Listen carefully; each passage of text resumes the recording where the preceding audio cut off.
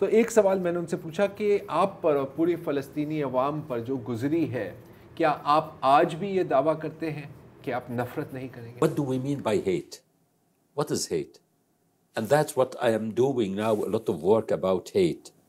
Hate is not the feeling. It's not an emotion or a behavior. So I came with this definition. Hate is a destructive disease. It's a contagious disease to the one who is afflicted by it. But I am continuing the mission of my daughters, of my loved ones, of my people, the Palestinian people, in order to continue with it. How can I continue with it? I need to be strong, healthy, physically, mentally, spiritually, faithfully. With hatred, I am broken. I am collapsed. I am gone. I am blind. I am heavy. I can't move.